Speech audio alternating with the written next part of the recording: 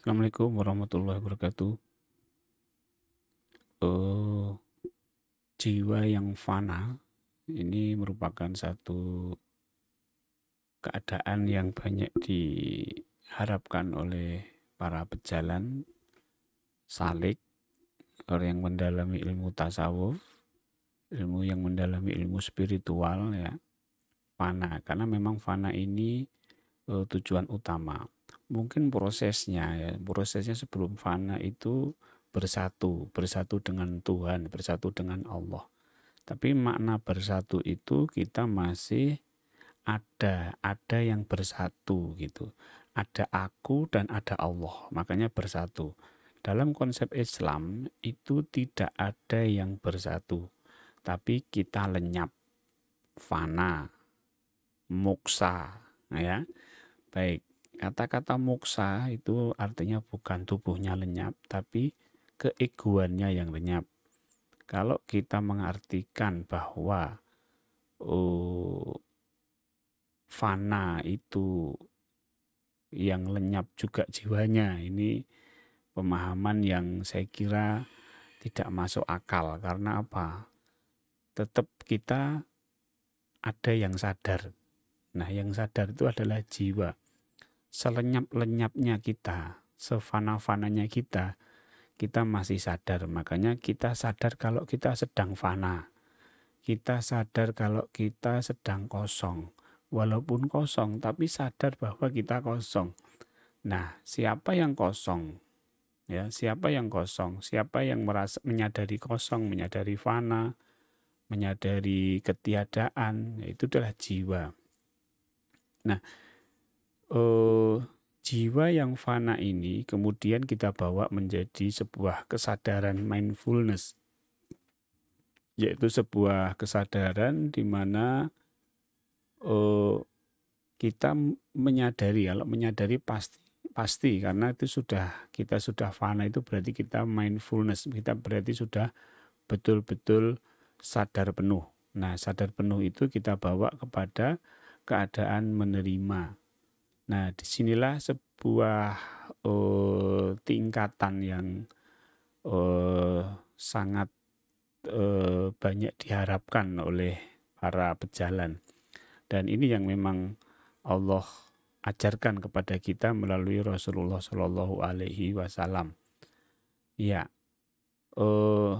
jiwa yang fana kemudian menerima akan memunculkan sikap ridho.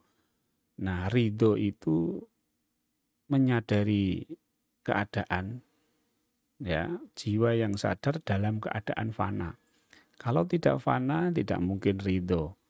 Dari ridho inilah maka muncul adanya satu eh, apa eh, keikhlasan dan menimbulkan akhlak-akhlak yang lainnya. Oke, jadi kalau kita baik saya coba akan tuliskan ya. Jadi proses untuk bisa menjadi ikhlas. Nah, proses untuk bisa menjadi ikhlas itu kita mulai ya. Kita mulai dari yang namanya fana. Kemudian dari fana ini kita menerima, dari menerima ini kita ridho, kemudian dari ridho ini kita baru ikhlas. Nah, dari ikhlas inilah maka akan muncul akhlak-akhlak yang lainnya, ya. Jadi akan muncul akhlak-akhlak positif yang lain. Baik ya. Maka bagaimana kita bisa fana? Ingat Bapak Ibu bahwa fana ya, fana tadi yang fana bukan jiwanya.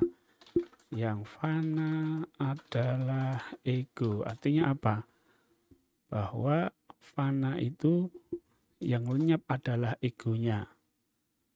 Nah, sehingga di sini kita bisa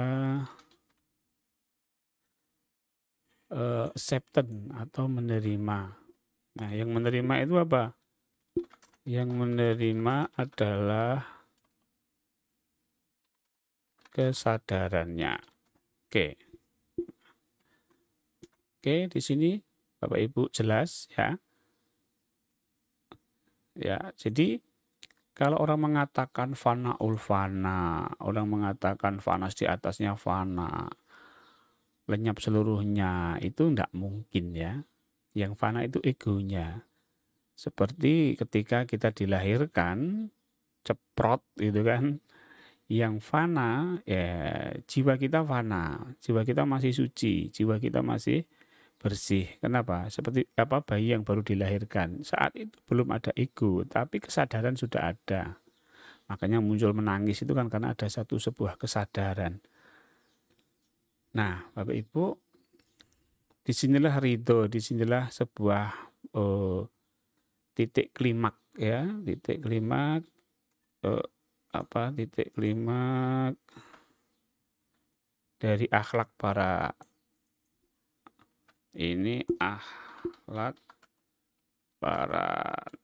para sahabat Nabi. Ya, ini akhlaknya para sahabat Nabi ya, bagaimana dengan Nabi sendiri ya. Baik, yaitu radhiyallahu anhu. Nah, inilah Bapak Ibu, sebuah akhlak ridho ini kalau tidak menerima nggak mungkin ridho. Menerima kalau nggak fana nggak mungkin bisa fana. Nah, disinilah muncullah ikhlas. Maka kalau orang fana aja enggak, menerima aja enggak, ridho aja enggak, bicara tentang ikhlas itu mustahil. Ya, mustahil ya, Bapak Ibu. Ini merupakan produk atau output daripada kita belajar tentang kefanaan ya. Nah, bagaimana kita bisa fana Bapak Ibu? Nah, untuk bisa fana kita belajar dua hal. Yang pertama adalah mindfulness patrap. Kemudian yang kedua adalah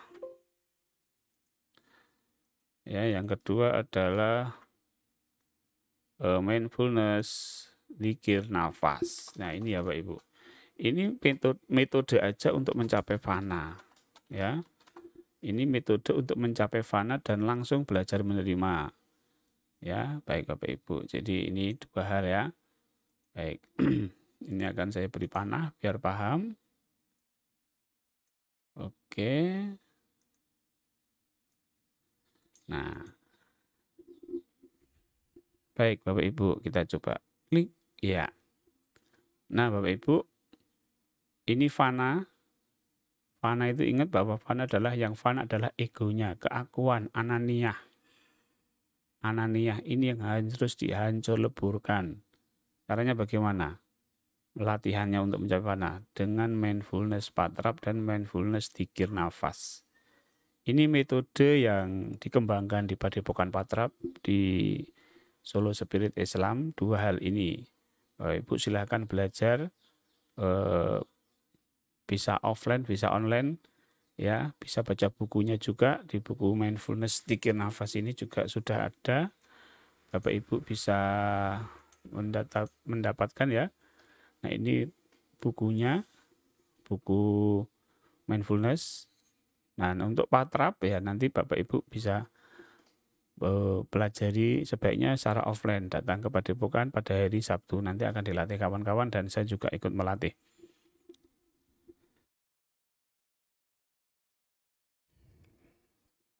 Oke. Baik, saya kira ini jelas Bapak Ibu. Meskipun ini sederhana, tapi nanti kajiannya akan sangat banyak sekali. Apalagi, oke, ini sudah. Kemudian, ya, dari ikhlas itu nanti, dari output ikhlas ini Bapak Ibu akan mendapatkan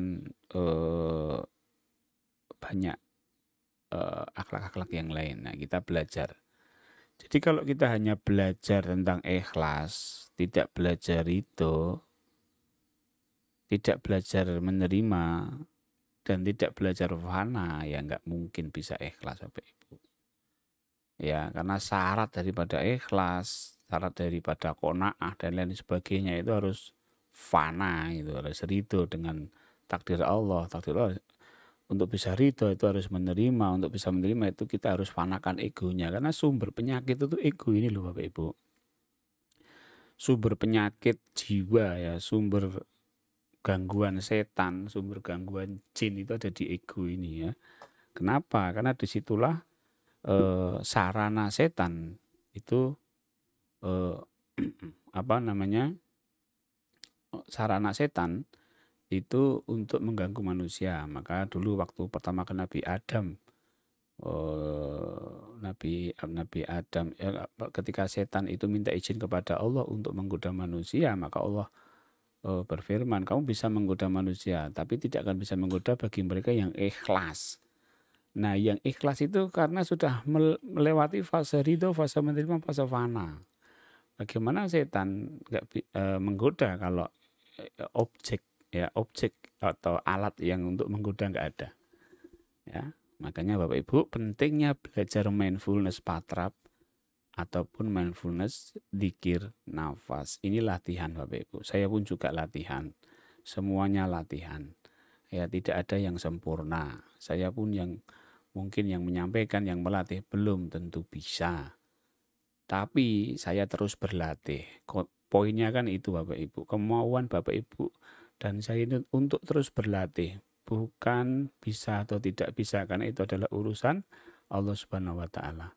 Baik Bapak Ibu, demikian mudah-mudahan manfaat apa yang saya sampaikan pada kali ini, dan kita terus belajar mindfulness, belajar fana, belajar untuk menerima ridho dan ikhlas. Assalamualaikum warahmatullahi wabarakatuh.